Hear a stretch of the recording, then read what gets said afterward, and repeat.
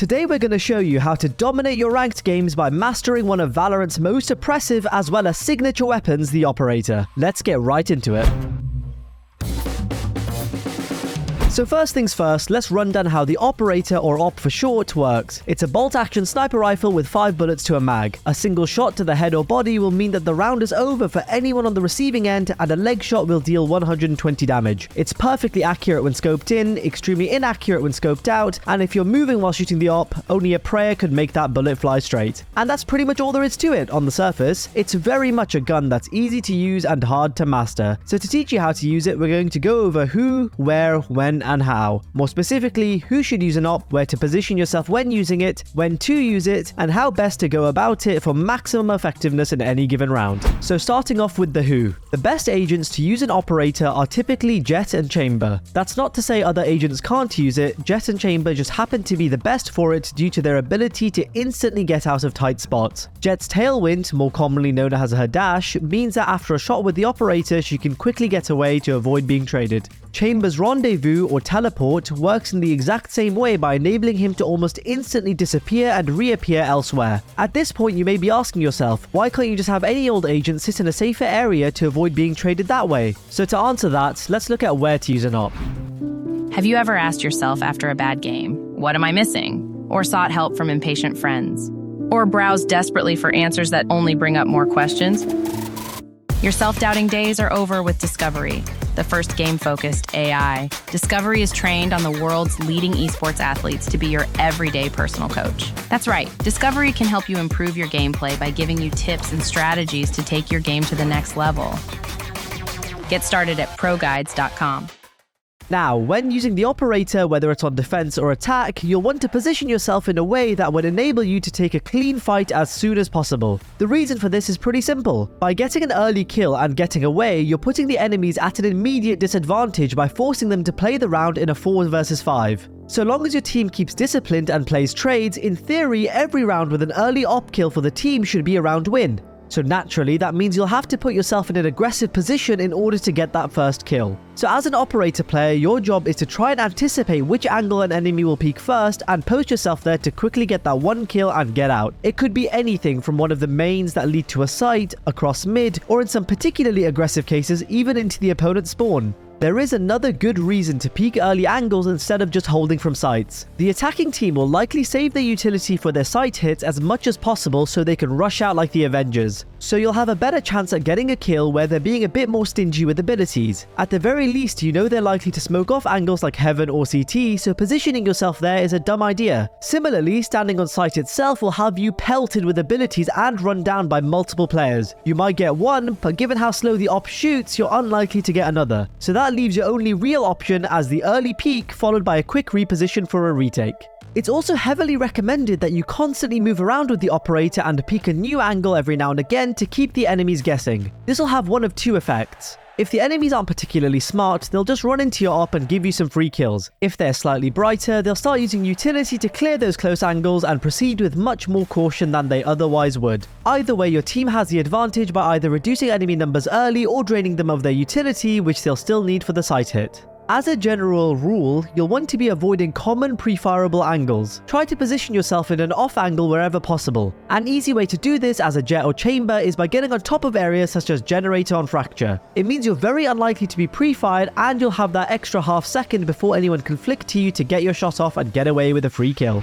And now it's time to talk about when to use the Operator. The op is oppressively expensive at 4,700 credits, so you've got to be sure you want to invest in one before buying it. The first thing you'll want to ask yourself is how confident you are using the Operator. If you feel that your reactions are fast and that you'll be able to safely get away after securing a kill every round, then you should definitely buy one as soon as you can. The op has such huge round winning potential that you'll often see top players buy an Operator third round or buy one in overtime without any shields. The key thing is to make sure you're playing with it safely, particularly if you're buying it out of sync with your team's economy. For example, if you decided to full save after winning the pistol round to buy an Operator on round 3, your team will most likely be playing the bonus round and will be able to buy rifles the next, but you won't. So it's vital that you're able to save the op, otherwise you could really end up derailing the whole game by giving up a few rounds due to poor economy management, or even by just handing the Operator over to your opponents. Now let's talk about how to recognize when you need an op to change the game. Since the operator is the perfect weapon to secure first kills and get an advantage in the round, the best time to buy one is when you start getting run down on sites by full 5-man rushes and are failing to challenge for main. You don't just want to give up main control for free, since it's extremely useful to challenge early, as we discussed earlier, so if you're only recognizing that the attackers are there when it's a 5 versus 2 on site, it's already too late. So if you're getting rushed, buy an op and get your 1 kill on main before backing up. You'll get the round into a 5 versus 4 and are in much better shape to handle what's coming. And the final thing we need to talk about are some specifics on how to maximize your potential with the op.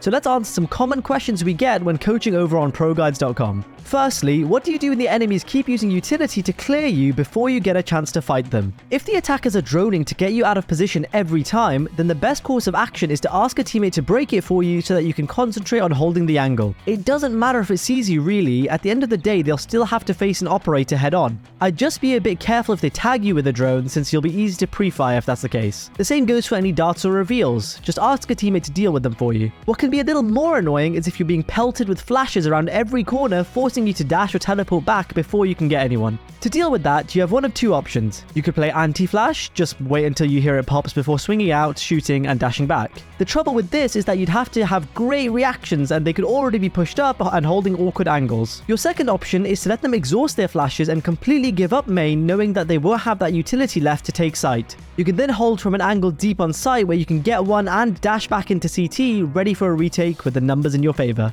A second common question is, what should I do if I keep getting smoked off? Diligent attackers will smoke off any dangerous angles and then use them to get up close before using any other bits of utility to really clear you out. Someone like Tens might just run out of the smoke, get one, and disappear before anyone knows what's happened, but for us mortals, the smart thing to do is back up and hold the push through the smoke. Remember that if the enemies are smoking you off, they're also smoking off the path between them and the bomb site. They have to get through it if they want to take a site, so you should back up and hold for when the opponents inevitably have to make their way through the smoke. The absolute smartest play would be to swap positions with someone who has stall utility to get the enemies to waste even more time sitting behind their own smokes, but assuming your teammates are anything like mine and they just pretend you don't exist, backing up is the next best option. And finally, we have the classic question of where should your crosshair be when scoped in with an op? Since headshots aren't necessary and are much harder to hit than a body shot, as a general rule you'll want to be aiming anywhere from the hips to the shoulders of the opposing players. The torso is much wider than the head on player models and so makes a much bigger target, so just this once will give you a free pass from holding your crosshair at head height to have a better chance at securing the kill. Also, as a bit of a side note, just like with rifles, you want to give yourself enough time to actually hit the shots. Don't position your crosshair right next to the corner like a lot of beginner players do. Get familiar with yourself and how fast you can react and adjust your aim accordingly. Most people tend to really overestimate their reactionary abilities, so if you're not sure, go a bit further wide than you might first anticipate. Plus, it's always a good idea to watch back your game and see what your reactions are really like without the pressures of the gameplay. Soon enough, you'll manage to find that sweet spot. And finally, to wrap things up, like with any skill in life, you have to practice. Boo-hoo, I know. Nobody likes having to do it, but if you want to make sure you can get some drills in on the most expensive gun in the game, it might be more time efficient to play a game of deathmatch instead of 8 straight hours of ranked. Though it's heavily frowned upon, opping in a deathmatch is a legitimate way to practice your op mechanics. No, it won't teach you how to deal with utility, jump peaks, jiggling, or most other anti-op strategies people will employ in ranked, but it will at the very least help to make sure you learn the absolute basics like the feel of the gun and the extremely punishing movement inaccuracy. Then if you want to mix in some aim training, we recommend flicking scenarios in case your crosshair placement isn't perfect or you want to go for something aggressive. So boot up the aim lab, do some drills there too, and in no time you will be a full-time op abuser. Enjoy winning every ranked game.